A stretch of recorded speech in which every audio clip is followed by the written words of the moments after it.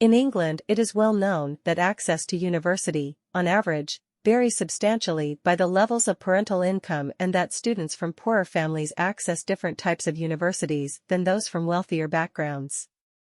However, the question of whether graduates' earnings vary according to their socioeconomic backgrounds amongst graduates attending similar universities and taking the same subject has remained poorly understood, thus far limited by data availability. Our unique administrative database offers substantial advantages in addressing this crucial question. The findings are also relevant for myriad other issues that benefit from better information on variation in graduates' earnings, including students' choices of subjects and institutions, better information for schools to help advise and guide students whilst at school, and the operation and cost of the higher education finance system.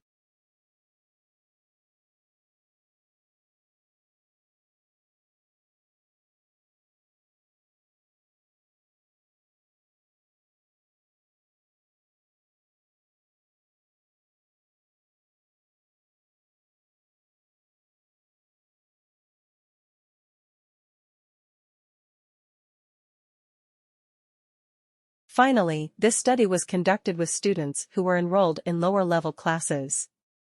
Future research may re-explore the findings of this study with other college students in upper-level classes.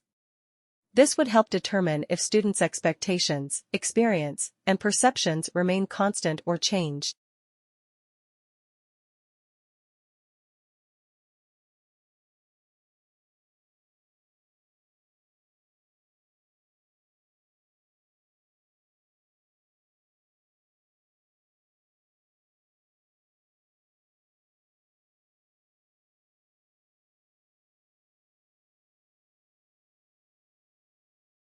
Well, the banana is the first cultivated fruit.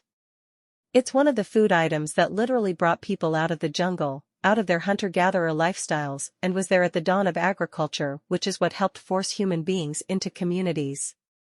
It's really one of the things that helped invent human culture.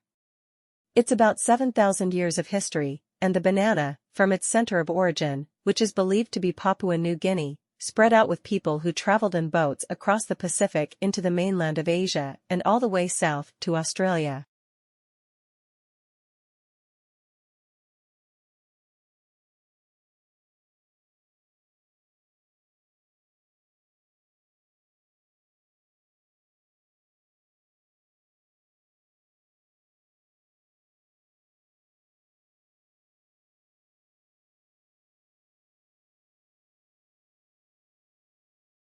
Green spaces contribute significantly to a reduction in soil and aerial temperatures during spells of hot weather, so contributing to human well-being. In the garden context, there is, however, little information as to what extent various types of plants differ in their cooling potential and how certain planting combinations may maximize cooling under a scenario of low rainfall and minimal water inputs.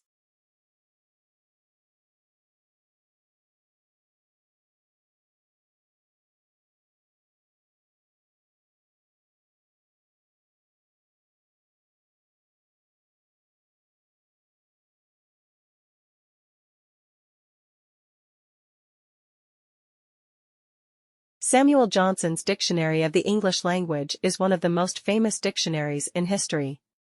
First published in 1755, the dictionary took just over 8 years to compile, required 6 helpers, and listed 40,000 words. Each word was defined in detail, the definitions illustrated with quotations covering every branch of learning. It was a huge scholarly achievement, a more extensive and complex dictionary than any of its predecessors. The comparable French dictionnaire had taken 55 years to compile and required the dedication of 40 scholars.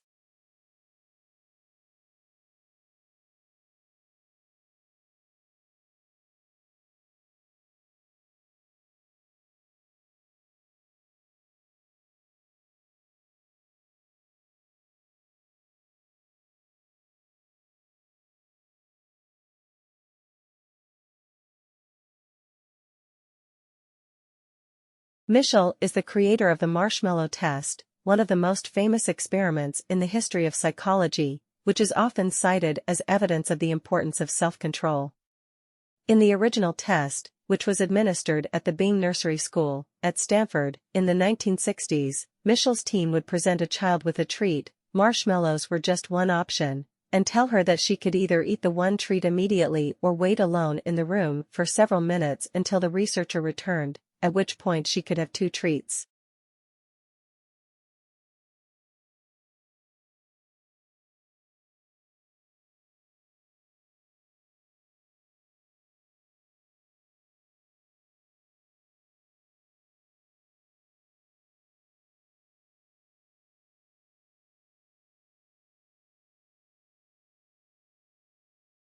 The promised treats were always visible, and the child knew that all she had to do to stop the agonizing wait was ring a bell to call the experimenter back, although in that case, she wouldn't get the second treat. The longer a child delayed gratification, Michel found, that is, the longer she was able to wait, the better she would fare later in life at numerous measures of what we now call executive function.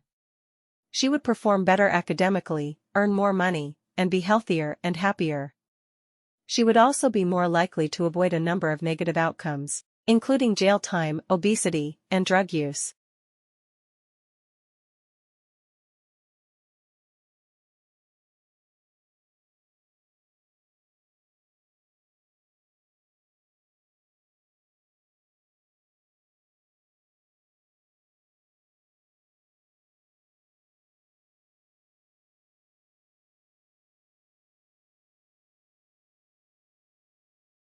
Keith Haring began as an underground artist, literally. His first famous projects were pieces of stylized graffiti drawn in New York subway stations. Haring traveled from station to station, drawing with chalk and chatting with commuters about his work. These doodles helped him develop his classic style, and he grew so prolific, doing up to 40 drawings a day, that it was not long before fame and a measure of fortune followed. Soon, galleries and collectors from the art establishment wanted to buy full-sized pieces by Haring. The paintings skyrocketed in price, but this did not sit well with Haring's philosophy.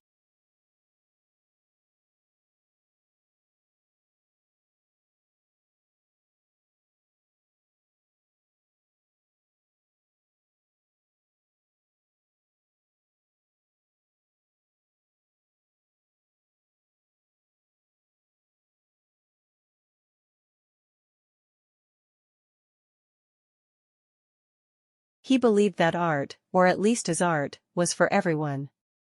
Soon, Haring opened a store which he called the Pop Shop, which he hoped would attract a broad range of people.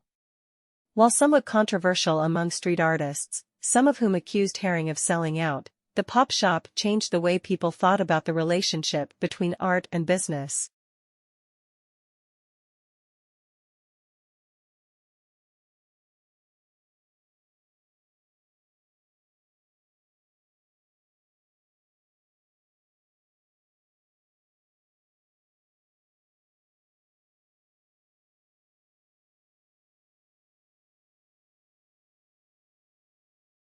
One of the questions we need to ask ourselves is, how much of the news is biased? Can we recognize bias? The fact is, despite the journalistic ideal of objectivity, every news story is influenced by the attitudes and background of its interviewers, writers, journalists, photographers, and editors. That is not to say that all bias is deliberate.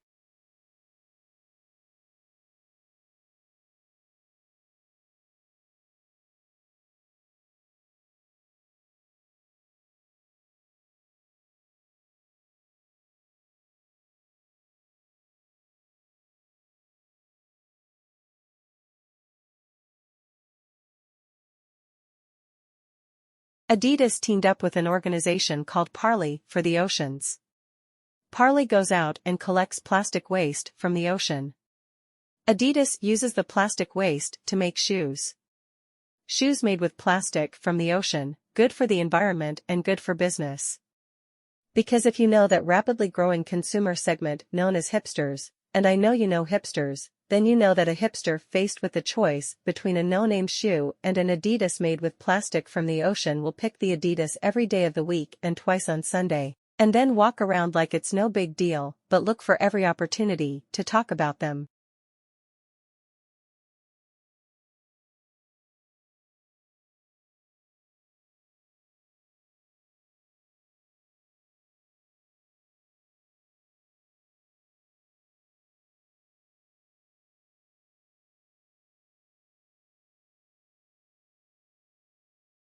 So 2 decades later, what's changed?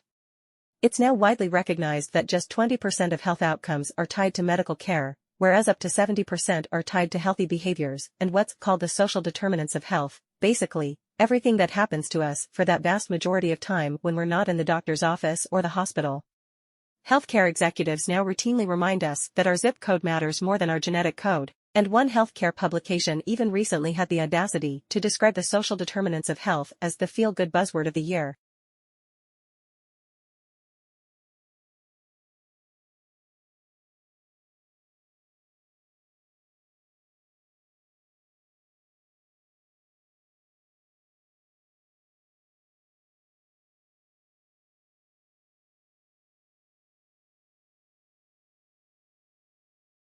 Good evening, ladies and gentlemen. My theme for this session is convergence, technology, change, and business practice. This is somewhat dear to my heart, in that I have spent much of the last 15 years involved in various aspects of technology and their impact on business, across a broad spectrum, from applications of signal processing in manufacture right through to the use of utilization data and diary applications to improve the time utilization of the sales force.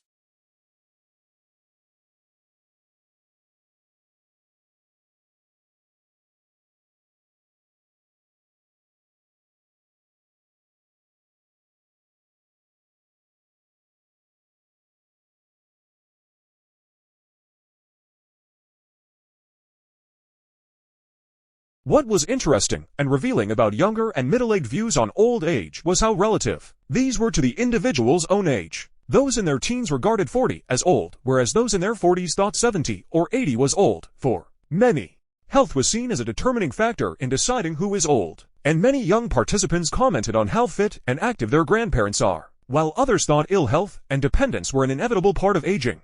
The majority of participants, however, regarded old age as something negative, and many expressed fear of growing old.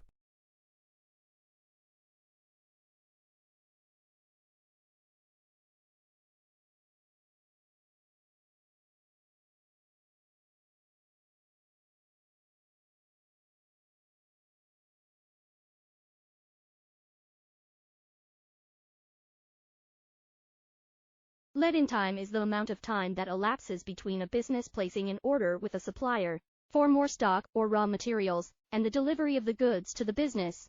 Businesses want the lead time to be as short as possible so that they can meet their customer orders and minimize the time between paying for the stock and receiving the feedback from the customer. However, this may not happen due to a number of factors.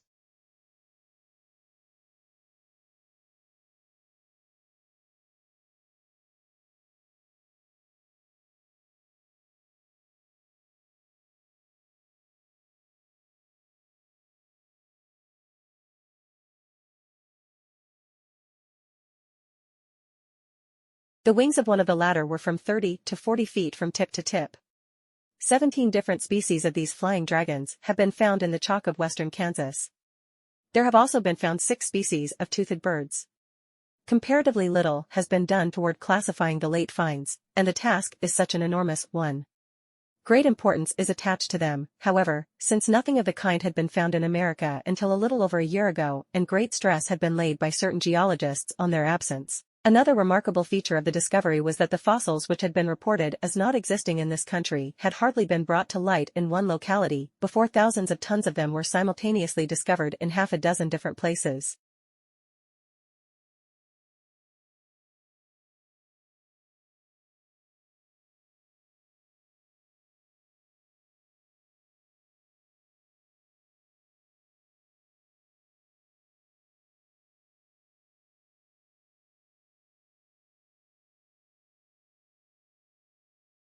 A new study shows that laser light can erase the toner from a piece of printed paper. The approach appears in the Proceedings of the Royal Society. Taking a page from the Art Restoration Handbook, scientists sampled a variety of light sources to see if any could be used to strip the ink from laser-printed documents without damaging or discoloring the paper. UV and infrared were too harsh. But a bright green laser applied in 4 nanosecond pulses vaporizes the print, leaving paper that looks as good as new. Such imprinters will probably run about $30,000, so they probably will not catch on for home use. But people in the recycling world might find that the green laser fits the bill for making paper that's really green.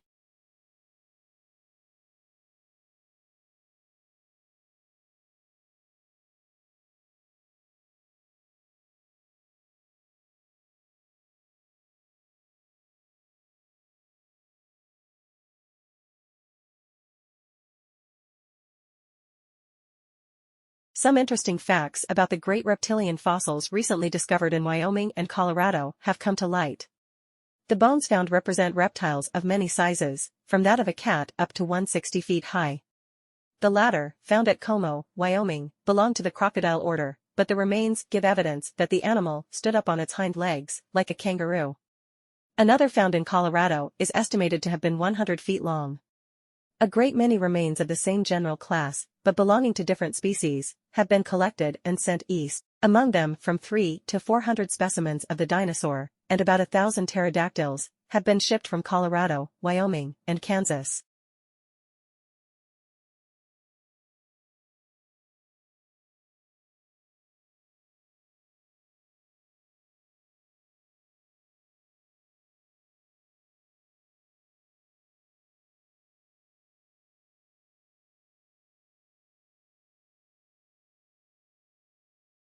The snakes attacked, and as long as that rat heart kept thumping, the boas kept tightening their coils and applying bursts of pressure, sometimes for more than 20 minutes.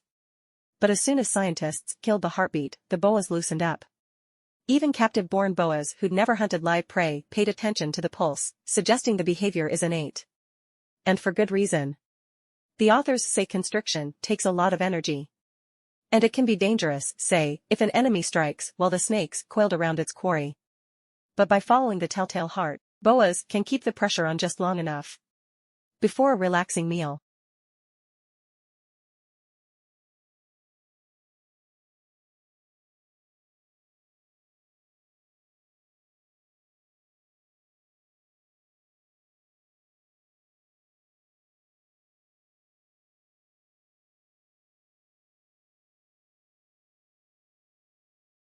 The study tests what's called the hygiene hypothesis.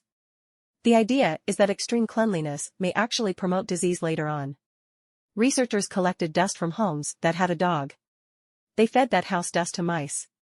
They then infected the mice with a common childhood infection called respiratory syncytial virus, or RSV.